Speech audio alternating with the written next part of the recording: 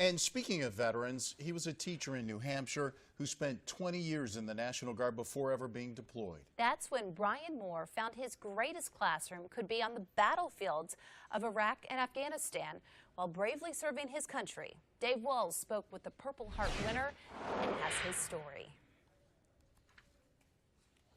Retired Army Sergeant First Class Brian Moore remembers the day in 2008 when his unit was taking heavy mortar fire in Iraq. The rockets started coming in, and I saw a smoke round hit the ground, which means there's somebody directing their fire. And there was an explosion, and next thing I knew, I was in the hospital. As described in his book, Purple Heart, Wounded Spirit, Moore was deployed to Iraq shortly after 9/11, then re-enlisting to go to Afghanistan as an embedded advisor with an Afghan Army unit.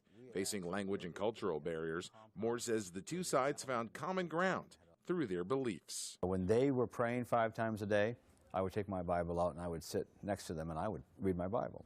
And they asked me, "What is that?" And I said, "That's my holy book."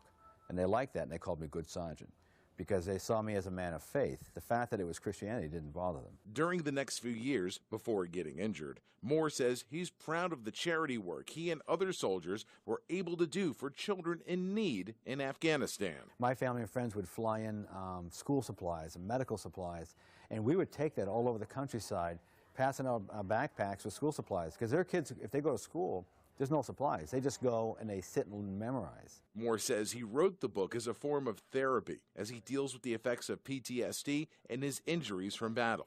However, Moore says he's grateful for everything as it's made him a new man. And that's what I tell people, and sometimes they'll ask, you know, why would God let you be injured like you were?